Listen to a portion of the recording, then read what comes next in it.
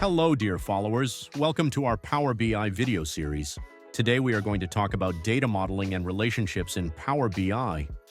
This is a very important topic that directly affects the performance of your reports and the accuracy of your data analysis. In this video, we'll go one step further and learn how to properly model data and build relationships between tables. First, let's understand what data modeling is. Data modeling is the process of connecting and organizing your different tables in a logical way. The most commonly used modeling approach in Power BI is star schema. In star schema, we have two types of tables. 1. Fact tables includes details of your transactions. For example, measurable values such as sales quantity, sales amount are found here. Usually contains a large number of lines. I call it a logbook of events. Second dimension. Tables contains the details that define the transactions in your fact table. For example, product information, customer information, date details, usually contains fewer lines, provides detailed information by connecting to your fact table. Let's look at how to build our relationships in Power BI. We have three basic relationship types. To establish a relationship, switch to Model View.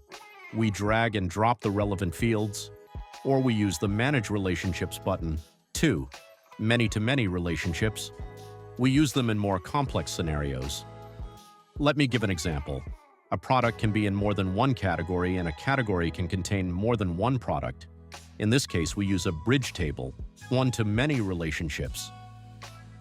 This is the type of relationship we will use the most. For example, a product can be in more than one sales record. 3. Cross-filter direction. Single performs one-way filtering.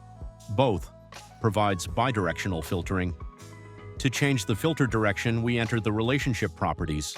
Caution: bidirectional filtering may affect performance. Use only when necessary.